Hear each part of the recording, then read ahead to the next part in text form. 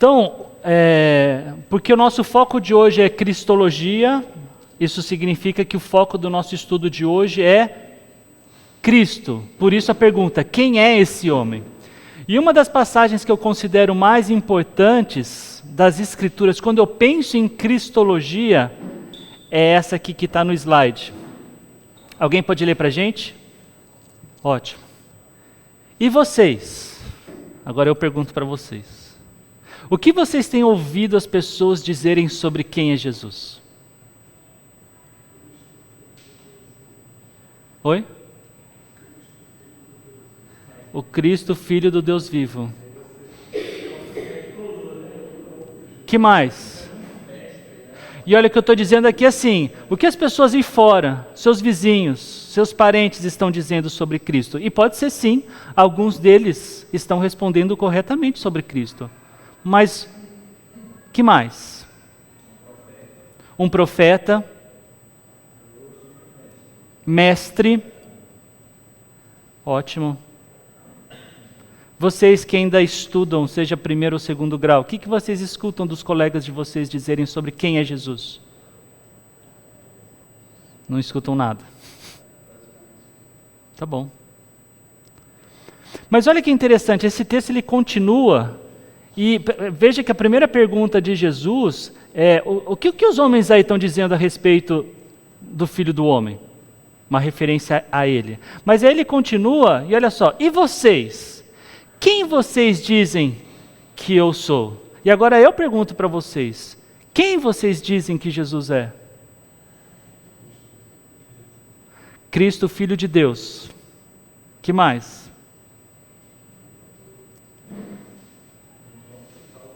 O nosso Salvador. Que mais? Kécio, eu sei que você está com vontade de falar, pode falar. Aquele por quem tudo foi criado. Eu vou colocar aqui para vocês algumas respostas, né? Um grande mestre moral, um profeta iluminado, um revolucionário social, um símbolo espiritual. Isso aqui não é exatamente as palavras que as pessoas dizem, mas muitas vezes é o que elas significam com o que elas dizem. Um homem elevado à condição divina. Na semana passada nós vimos que não saber direito quem é Deus tem consequências. Por exemplo, se Deus é um Deus que somente pune, é natural que se viva com constante medo. Se Deus aprova tudo que nós fazemos, o pecado perde peso. O arrependimento nem se torna necessário. Se Deus é uma força impessoal, se Ele é um tipo de energia, então o que é a oração? Se nós precisamos convencer Deus, a nossa oração já não é mais uma conversa. Ela precisa vir com uma força de até manipulação. Às vezes como barganha. Se enfatizamos a justiça de Deus sobre o amor, nós ganhamos uma religião sem compaixão. E uma religião sem compaixão, ninguém ia ser salvo. Ninguém ia cumprir com o critério de não pecar, ou de perfeição. E se enfatizamos o amor sobre a justiça, então o mundo inteiro vai ser salvo. Isso não é a realidade bíblica. A gente vê que a porta é estreita. E nós também vimos de forma prática que no aconselhamento, parte da tarefa do conselheiro é ajudar as verdades bíblicas para os seus aconselhados. Se o aconselhado não sabe ou não crê que Deus é todo-poderoso, que Ele sabe tudo, possivelmente ele pode sofrer com medo, com ansiedade, e entre outras questões que possuem a sua causa ou a sua influência em não saber quem Deus é adequadamente. Imagine que você vai jogar vôlei. Uma pessoa do seu time se machuca, é um baba de vôlei.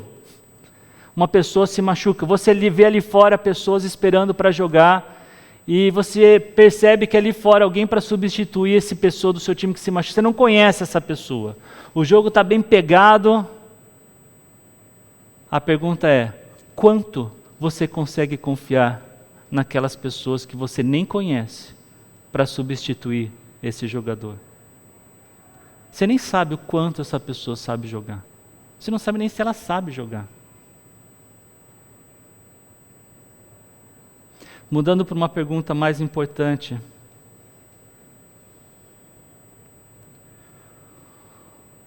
O quanto você conhece de Jesus para confiar nele?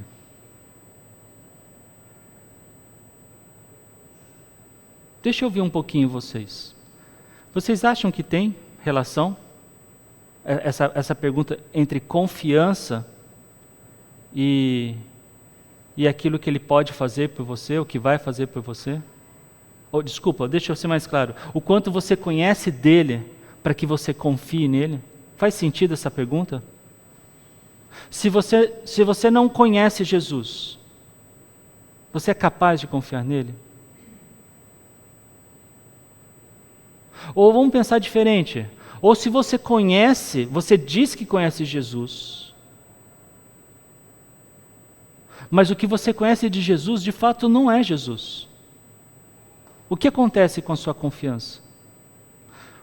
O cara fala para você que é um médico, mas ele não é médico. Ele é engenheiro mecânico. E você vai se cuidar com ele. Você acha que ele é médico. A sua expectativa é de que ele vai cuidar de você. Mas chega lá na hora, ele não consegue cuidar de você. Porque você pensava que ele é médico, mas ele não é médico. Então eu penso uma coisa a respeito de Jesus, mas não é esse Jesus que eu penso. O que eu estou falando para vocês é o que eu acredito, o que muito da nossa cultura reflete. Pergunta lá fora, se as pessoas, pergunta para uma pessoa, chega assim, você sabe quem é Jesus? O que ela vai responder? Sim, eu também acho que ela vai responder sim. Vocês concordam comigo? Ok, sim. Aí você pergunta para ela, então me diga, quem é Jesus? O que ela vai responder?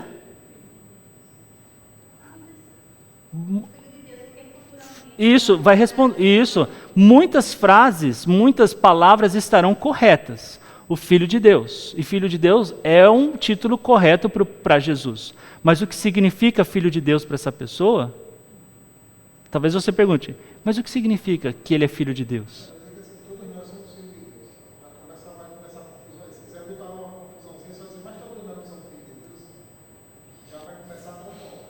Na minha experiência, a resposta que eu mais escuto é: para mim Jesus é tudo. E eu continuo a pergunta: mas tudo o quê? A pessoa fica em silêncio. E aí eu tento ilustrar, dependendo do ambiente que eu estou. Se eu estou do lado de uma árvore, eu pergunto: se Jesus é tudo, Jesus também é essa árvore? E a pessoa você começa a perceber que a pessoa não sabe quem é Jesus. Você começa a perceber que ela percebe que ela não sabe responder a pergunta quem é Jesus.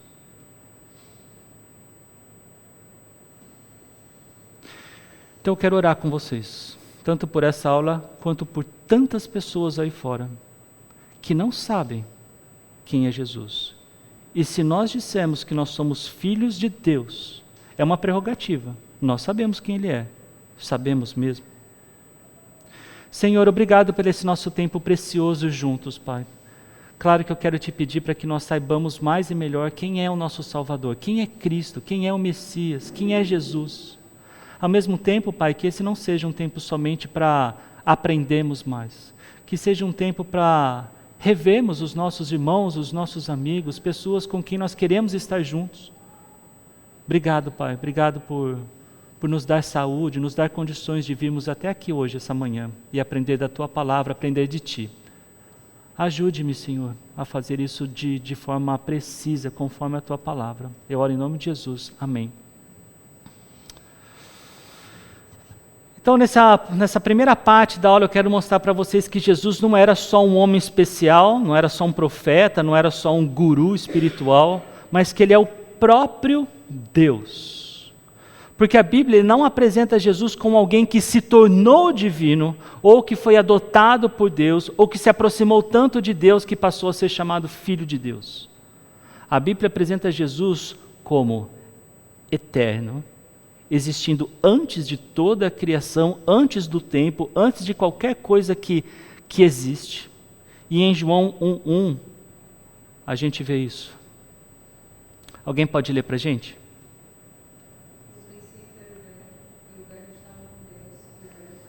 Ok, e a gente vê aqui 3 afirmações. O verbo aqui, ele é uma referência a Jesus, como a gente pode ver pelo contexto de João capítulo 1. Eu quero que antes de mudar o slide, alguém leia para a gente. Eu não tenho nos slides aqui, podem abrir suas Bíblias aí. É a aula de escola bíblica. Antigamente todo mundo com papel, se falava, quem abrir primeiro ganha um bombom. João 1, capítulo 1, versículos de 2 a 5. Outra pessoa, se quiser, já abra lá no versículo 14. Então alguém lê para a gente, capítulo 1, versículos 2 a 5. Esse primeiro capítulo de João, ele é muito rico em apresentar Jesus como Deus. Não é por menos que os nossos amigos que são testemunhas de Jeová mudaram consideravelmente esse texto. Por que eles fizeram isso? Porque Jesus é nesse texto, para eles, um Deus. Tá? É assim que eles vão traduzir o primeiro versículo. Então, Jesus não é Deus. Ele é uma espécie de Deus. Ele é um ser divino. Tá? Olha o que Jesus disse. Tem outras várias passagens. Essa não é uma passagem. Eu diria para vocês, todo o testemunho de Jeová está bem treinado para conversar com vocês a respeito do capítulo 1 de João. Tá bom? Mas tem várias outras passagens que a gente pode usar. João 8:58. O que diz? Alguém lê para a gente? Okay. Olha só como vai apresentando atributos que não é atributo de uma pessoa qualquer, é do próprio Deus. Tá?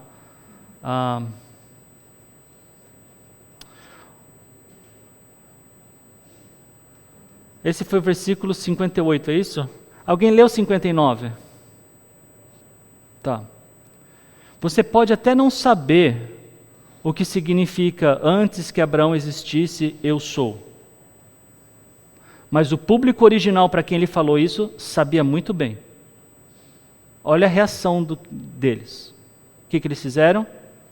Pegaram pedras para apedrejá-lo. Por que fizeram isso?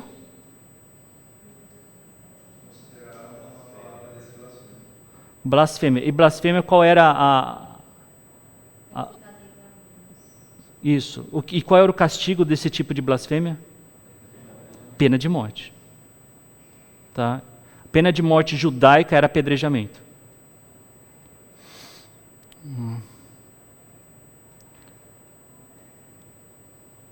Não é incomum pessoas quererem argumentar que Jesus nunca disse ser Deus, mas esse é um dos versículos que provam exatamente o contrário. João capítulo 10, ele é outro exemplo, quando ele diz que ele e o Pai eram um. O que o público, o que o ouvinte original fez? Se quiserem olhar 10:31. O que diz lá? João 10, versículo 31. Eu falo para vocês. Pegaram pedras, isso, fala ali. Exatamente. Eles sabiam o que Jesus estava dizendo. Ele estava dizendo, eu sou o próprio Deus. Eu sou o Deus encarnado. Ele está dizendo, eu sou o Messias. João 14:9 vai dizer, quem me viu, viu ao Pai. Em João 17, na oração que nós chamamos de sacerdotal, Jesus pede ao Pai que o glorifique com a glória que tinha contigo antes que o mundo existisse. Então olha só, a gente está vendo pré-existência, glória compartilhada com Deus antes da criação. Isso aqui não é linguagem de alguém que foi criado. Não é uma criatura especial que tem um status de divino. É o próprio Deus.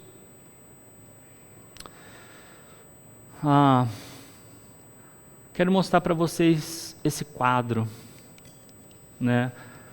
E é interessante que esses atributos, eles também estavam presentes na aula passada, quando a gente falou de Deus, né? Vejam, onisciência fala de quando ele conheceu Natanael antes de vê-lo, né? Antes de ter visto Natanael e vice-versa. Ele fala que conhecia o passado da samaritana em João 4, que ele conhece os pensamentos dos fariseus em Lucas 6. Depois, onipotência. Ele acalma tempestades, ele cura doenças, ele ressuscita mortos. Questão de onipresença, ele prometeu estar onde 2 ou 3 se reunissem em seu nome. Falou que estariam com os discípulos até o fim dos séculos. Fala também que as suas obras, né, as obras que ele fazia eram exclusivas de Deus. Ele fazia coisas que apenas Deus podia fazer. Né? E aquele público, o público dele reconhecia isso, como nós vimos, inclusive a ponto de condená-lo. Ele perdoa pecados, lá em Marcos capítulo 2, né? Os escribas até disseram, quem pode perdoar pecados senão Deus? E eles tinham razão. A questão é que Jesus era mesmo o próprio Deus. Em João 10 ele fala que dá a vida eterna. Em João 5 fala que ele é juiz de toda a humanidade. Em Colossenses 2,9 nós lemos, pois nele habita corporalmente toda a plenitude da divindade. Vamos ler isso aqui juntos. Pois nele habita corporalmente toda a plenitude da divindade. Entenda que a questão não é o quanto Jesus é Deus, como se ele fosse mais ou menos divino. A questão não é de grau, a questão é de natureza. Ou Jesus é Deus, ou ele não é Deus. E aqui eu quero parar um pouquinho para fazer mais uma pergunta para vocês. Na verdade é mais de uma.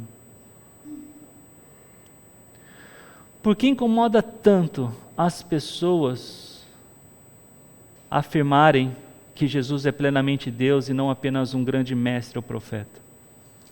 Vou tentar dar corda para vocês aqui.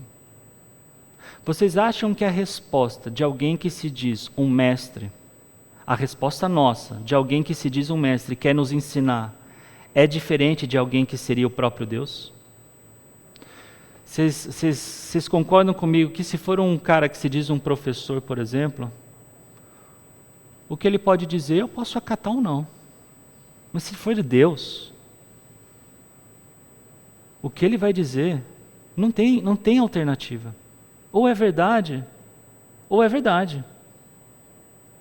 Ou eu faço, ou eu faço. Em outras palavras, um mestre, ele pode incomodar a sua agenda. Um Deus soberano incomoda a sua autonomia. Ok, então, o que você está dizendo é o teor dessa aula. Se a gente não tem um Deus correto, né, se a gente não sabe quem é Deus de fato, nós vamos responder a Ele de forma equivocada. Não é diferente para os muçulmanos. Jesus era um profeta como Maomé foi um profeta. Respeitam a Jesus como um profeta, mas não como quem ele realmente era. Então, se você aceita a afirmação de que ele é um Deus, a resposta correta é submissão total. Né? As suas orações mudam o teor, o seu sofrimento muda o significado, a sua salvação. Se ele é um Deus, e esse eu já contei para vocês dezenas de vezes, eu não sei o quanto eu consigo fazer com que vocês entendam quão profundo isso foi para mim. Mas eu acreditava, eu era um daqueles que falava, eu acredito nesse Jesus. Eu sei quem é esse Jesus. Mas quando eu fui confrontado sobre, você tem certeza que você vai estar no céu? E eu não acreditava que eu tinha certeza, A pergunta foi, a afirmação foi, então você não acredita em Jesus, porque Ele prometeu. Se Ele prometeu que você crendo nele, você tem a vida eterna, você não tem outra alternativa senão acreditar nisso. Ou seja, se você não acredita, consequentemente você não crê. E não estou falando que nisso, gente, foi de uma hora para outra assim, mas essa foi a agulhada que foi no meu coração, foi exatamente esse ponto. Por quê? Porque para mim a salvação era uma questão de balança. O quanto que eu estou fazendo para agradar a Deus e o quanto eu estou fazendo para desagradar a Deus. O dia que eu estiver diante dele, eu espero que o meu prato de boas obras seja maior e que meus anos no purgatório sejam curtos para pagar por aquilo que... Está vendo que nem a minha crença em Deus ou em Jesus não era nem o suficiente para saber que o perdão dele retira esse prato, na verdade retira até o sistema, né? Mas esse prato retira porque o sangue dele limpa esse prato. E esse prato também tira todas as boas obras que eu faço, porque nesse prato só vai enxergar o que ele fez. São as obras dele que são contadas. Eu sou visto como justo porque ele pagou pelos meus pecados. Vocês estão percebendo quanto ver da forma correta muda essa história? Eu acho normal pensar isso, Sérgio. Especialmente, a gente vai ver isso um pouquinho com mais detalhes aqui, mas o que você falou mais uma vez está dentro do teor aqui da aula. Porque nós tentamos explicar algumas coisas, e quando a gente explica e é de forma inadequada com a verdade, a gente desregula quem o próprio Deus é ou as ações dele. É aí que a gente vai entrar nas heresias. Quando você puxa um pouquinho para cá, você desbalança aqui. Quer dizer, Deus teve um sistema perfeito de amor e de perdão, de misericórdia, de justiça, que não tinha outra alternativa. Se você gosta muito da Marvel, né, uma coisa assim, ou sei lá, esses multiversos, imagine Deus pensando no multiverso, se ele fosse uma realidade.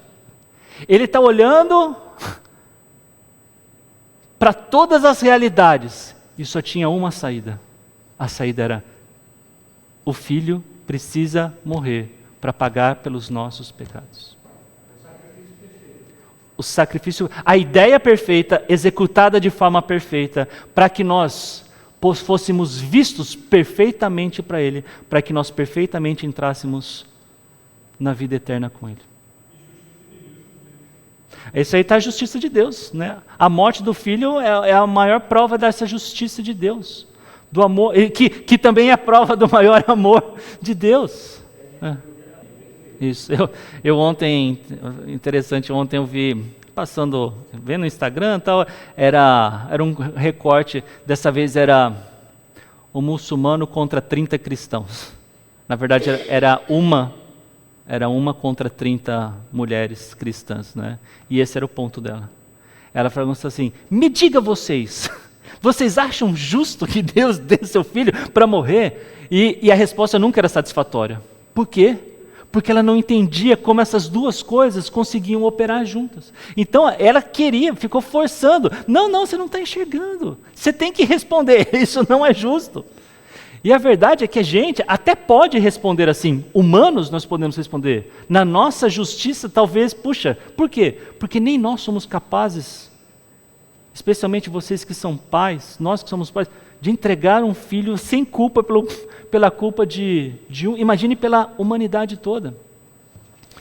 Aliás, até estudando um pouquinho mais, foi interessante pensar e ver que quando Jesus sofreu no Getsemane, parece ter sido muito mais pelo peso que ele carregaria do pecado da humanidade, do que propriamente a tentação contra o pecado.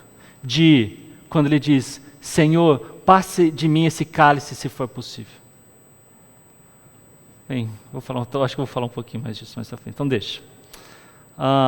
Um outro bloco aqui da nossa aula é que não adianta falar que Jesus que ele é Deus.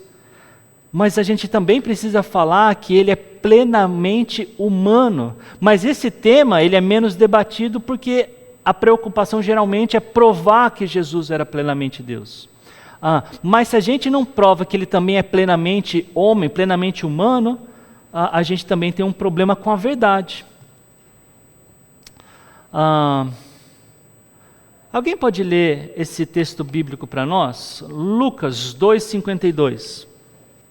E aí, assim que vocês ouvirem, respondam.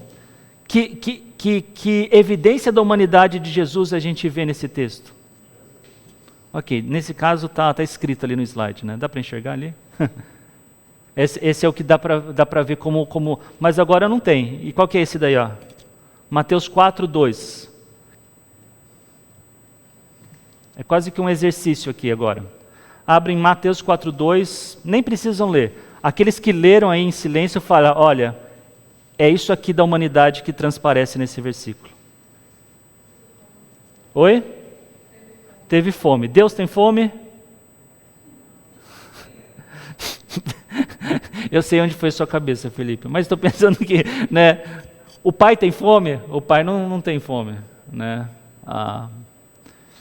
Mas o filho, o homem Deus tinha fome, né? Esse outro aqui, João 19:28, que evidência da humanidade dele nós conseguimos enxergar? Oi? Sede, vamos lá. Outro, João 4:6, cansaço. João 11:35 vai falar que ele chorou. Mateus 26:38 vai falar que ele teve uma angústia profunda.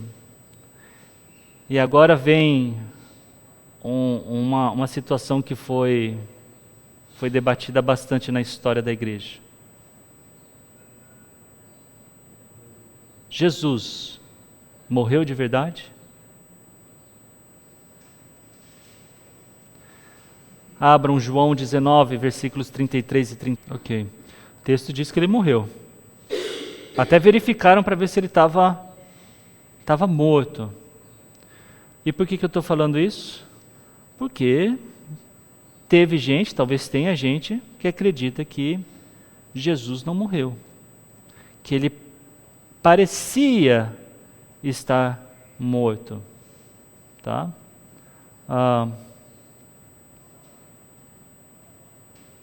Por que isso é importante? Porque nós temos um sumo sacerdote que foi tentado em tudo à nossa semelhança e inclusive passou pela experiência da morte. Ele não é alguém que está longe, ele sabe o que é ser humano, ele sabe o que é sofrimento. Estou pensando aqui, eu acho que eu tenho para frente que eu quero falar. Então, uma pergunta como essa cria-se um novo assunto aqui na nossa aula, que é a questão das duas naturezas em uma só pessoa. Tá? E essa parte aqui, ela não é assim, todinho, tá? Aqui é um cuscuz recheado. É o coração da cristologia. Tá? Não é suficiente dizer que Jesus é Deus e que Jesus também é humano. Nós precisamos entender como essas duas realidades coexistem em uma só pessoa, sem mistura, sem confusão e sem divisão.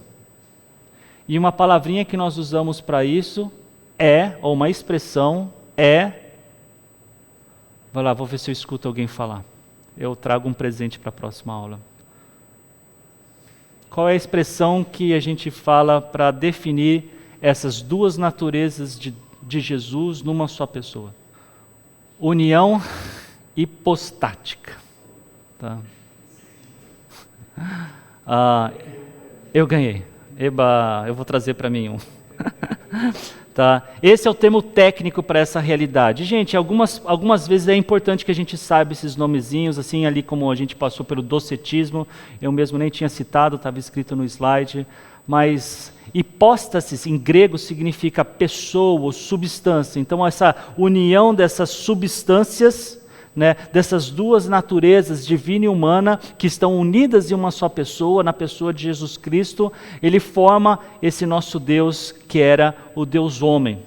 E isso é tão importante que teve um concílio lá na Calcedônia, no ano de 451, que chegou a discutir a respeito disso. E em palavras mais simples, essa é a definição que concluíram desse concílio. O concílio é essa reunião de bispos, teólogos, líderes eclesiásticos de diferentes locais para se chegar a uma conclusão a respeito de um assunto geralmente doutrinário, né? E eles chegaram a essa conclusão: Jesus é plenamente Deus e plenamente humano, em uma só pessoa, sem mistura, sem mudança, sem divisão e sem separação. Cada natureza mantém as suas características. Tá? E olha só como é perigoso quando nós não temos isso apropriado e nós mostramos um quadro como esse. Porque esse quadro pode dar a impressão errada, se ele não for bem explicado. Esse quadro aqui, ele não está dizendo que Jesus usava uma natureza de cada vez, como se houvesse um botão que desligava um para ativar o outro. As duas naturezas de Jesus estavam sempre presentes, mas em determinadas ações, uma natureza era mais evidente do que a outra. Uma ilustração para vocês.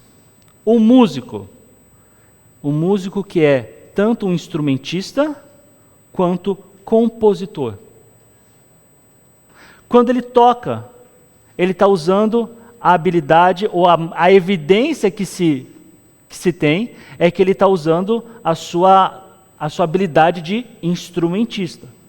Quando ele cria uma canção, a mente do compositor, ele está usando essa habilidade de composição. Mas não é uma pessoa que está tocando e uma outra pessoa que está compondo. É a mesma pessoa que compôs, é a mesma pessoa que tocou.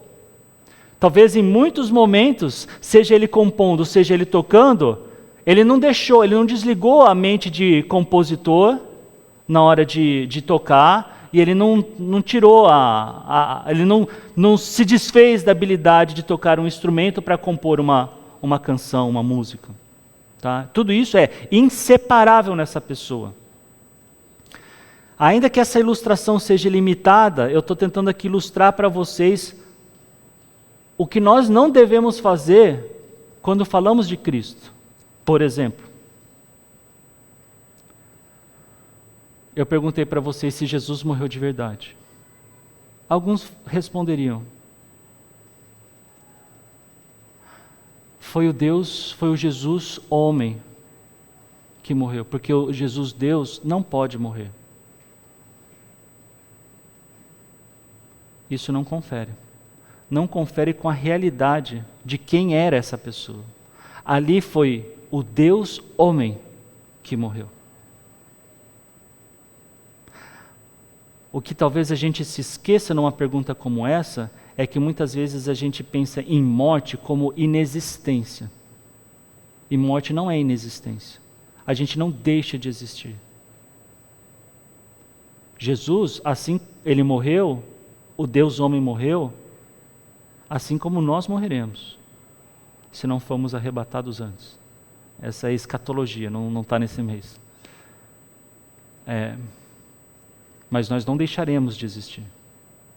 E olha que quando nós temos errado, né, a algum ponto, se cria heresias. Era o que a gente estava falando mais cedo. A gente tenta simplificar uma dificuldade e acaba criando uma impossibilidade.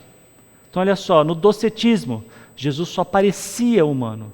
A sua morte não foi real, e se isso é verdade, ele não nos representaria. O arianismo, que é o pai dos testemunhas de Jeová, Jesus, ele não é eterno, ele é uma criatura, então ele não é plenamente Deus. Se ele não é eterno, ele não é Deus. Então a morte dele não tem uma validade de pagar eternamente pelas nossas culpas. O apolinarismo, Jesus tinha corpo humano, mas mente divina. Então, ele não é plenamente humano. Então, ele também não nos representa. Ele não era um homem, ele era outra coisa. Como que ele vai nos representar naquela cruz? Nestorianismo. Jesus são duas pessoas distintas. Essa heresia divide Cristo, e você não sabe quem é que morreu na cruz. Eutiquianismo. E tudo isso aqui tem um nome por detrás, tá, gente? Dá para perceber isso, né? Jesus tem uma só natureza misturada. Não é nem Deus, nem humano de forma plena. Que bom que pessoas já conversaram sobre assuntos, já chegaram numa conclusão, mas não foi simples assim.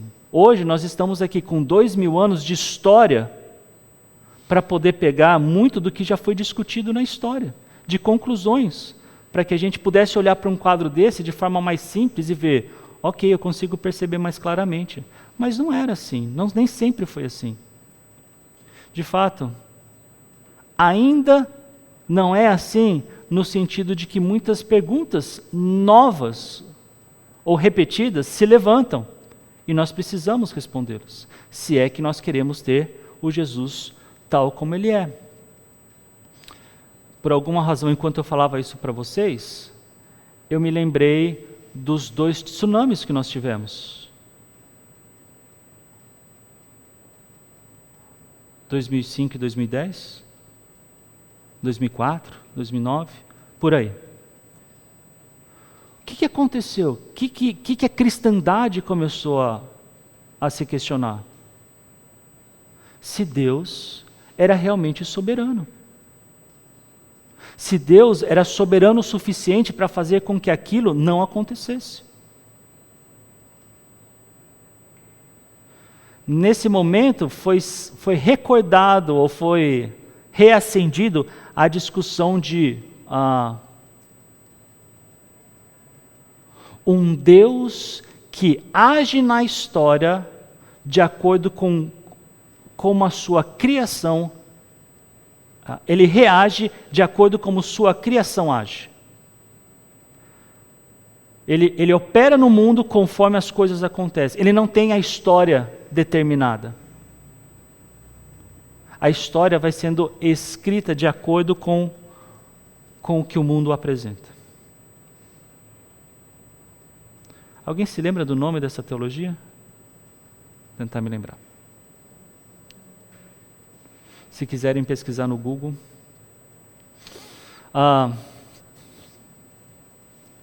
Vocês já encontraram com algumas dessas heresias no dia a dia aí de vocês?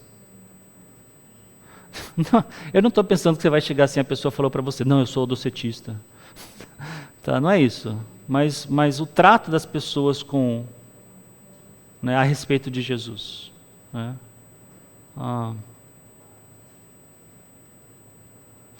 Um outro bloco aqui da nossa aula é essa. Mais uma palavrinha bonita aí, né? E essa também não é água com açúcar, tá? Mas dessa vez, ao invés de perguntar para vocês a palavrinha, eu vou perguntar, o que significa quinoses? Oi? Eu não estou ouvindo.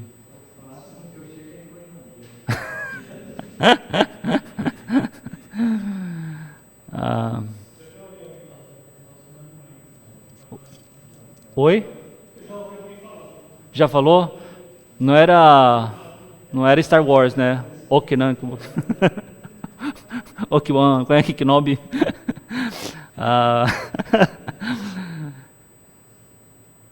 Kenosis é uma palavrinha assim para o auto-esvaziamento, tá? De Cristo.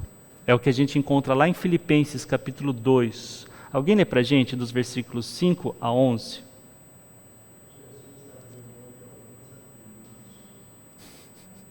Você lê o texto bíblico para a gente? Lá de Filipenses 2. Versículos de 5 a 11. Ok. Agora que eu vi que eu tinha o texto. Lá no versículo 7, né, onde fala, esvaziou-se a si mesmo. E aí a pergunta é, ele se esvaziou do quê? E o erro é, alguns dizem, que ele abriu mão de alguns atributos quando ele se fez homem, quando ele habitou entre nós. E qual é o problema disso? O problema é que se nós afirmamos isso, a gente afirma que ele deixou de ser Deus.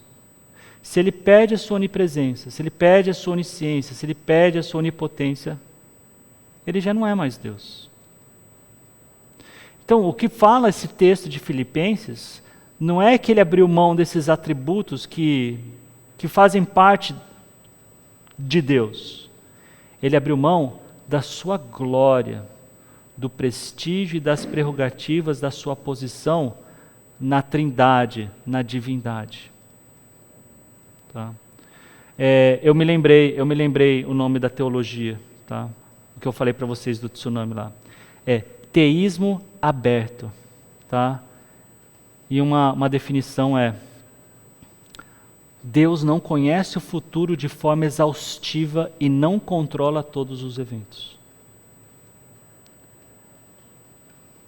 Eu vou dar um nome ao boi aqui, de um boi. Vou dar 2 nomes. No primeiro tsunami, um pastor bem conhecido no Brasil, vocês que são mais velhos reconhecerão esse nome. Ali ele colocou a posição dele, Ricardo Gondim. Depois, no segundo tsunami, veio um nome que as pessoas ficaram dando foi muito misericordioso com ele, mas ali ele também apresentou quem ele era. Ed René Kivitz. Esses 2 nomes, um no primeiro e um no segundo tsunami. Os 2 apontaram ser E aí a gente pode até pensar, e daí, é só um errinho. Olha que interessante, eu acompanhei menos o caso do Ricardo Gondim, mas uma pessoa que escreveu uma carta pública e aberta era um discipulador meu, Eros Pasquini. E ele era um tipo de pessoa que falava, tome cuidado com um cara assim, não é só um errinho. E com Kivitz não foi diferente. Aí eu já estava vacinado. E a gente tem visto, vezes por vezes, erros cruéis teológicos. Tá? Essa é uma outra parte, gente, de não entendermos essa pessoa. Deixa eu voltar. Essa é uma outra parte do porquê é tão importante entendermos corretamente quem é Jesus. Porque ele não é só uma pessoa sobre quem nós queremos estar informados. Ele é uma pessoa com quem nós nos relacionamos. Então, se eu tenho algo errado, eu sinto como se fosse uma peça de dominó. Em um lugar que está errado, as consequências dessa sua ideia, elas se desenvolvem para o lugar errado. É um relacionamento que não é saudável no final das contas. Voltando aqui então. Atributo não é uma roupa que se veste e pode ser retirada. Atributo é parte da essência. Então não tem como Jesus abrir mão da sua essência. Não tem como ele abrir mão da sua natureza.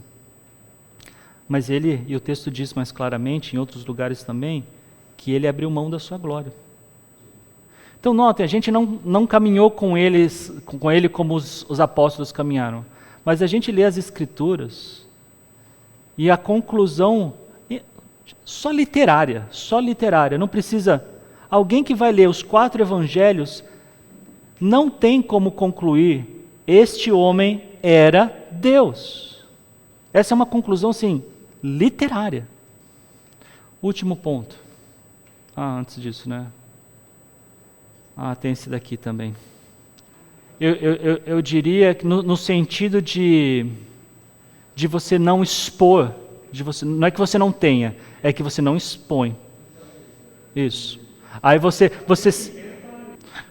por exemplo, eu não sei se minha ilustração vai ser justa, eu acredito que sim, mas nós seres humanos somos capazes de ouvir. A audição faz parte da natureza humana, né?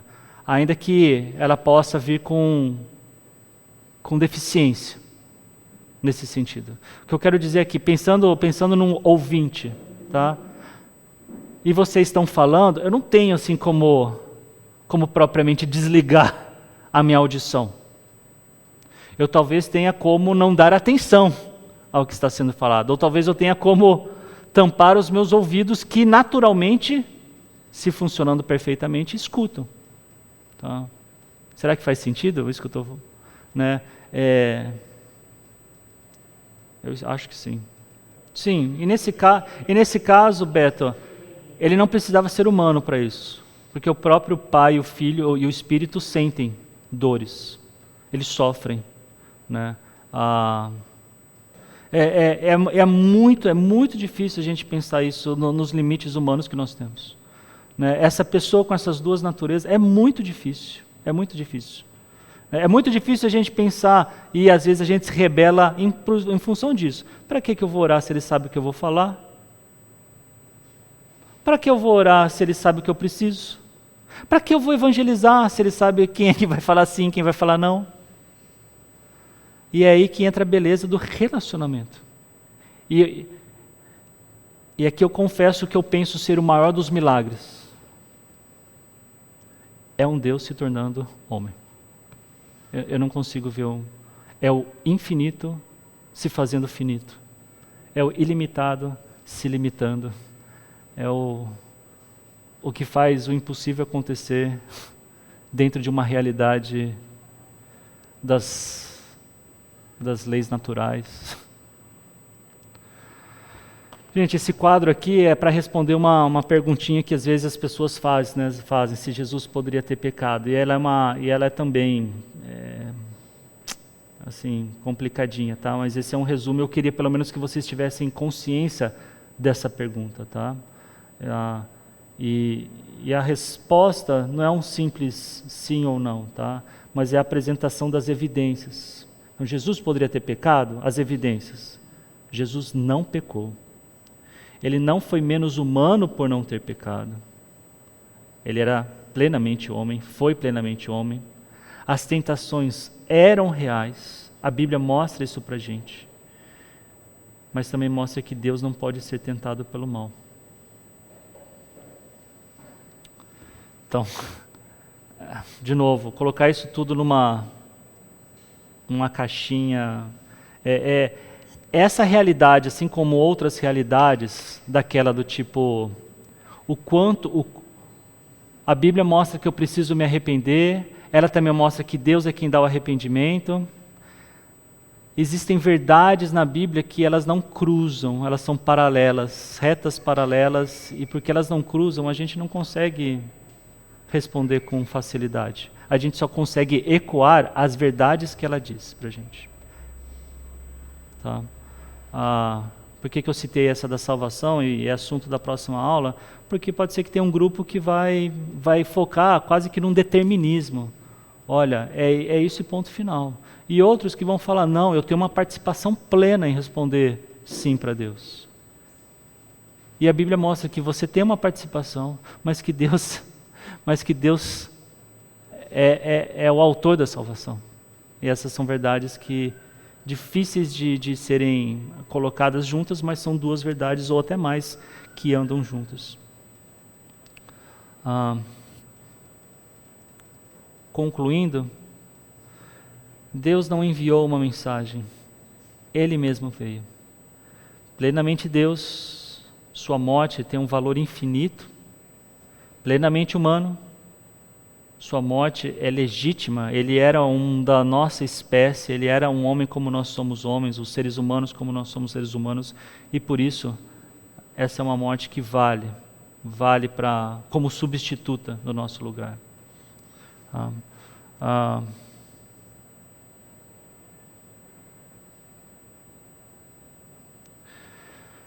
Eu fiz uma anotação dizendo assim: isso é o que torna o Evangelho único entre todas as religiões do mundo. O Deus ofendido, somos nós pecando contra Ele, é o mesmo Deus que paga a dívida. A justiça e o amor não estão em conflito, eles se encontram naquela cruz.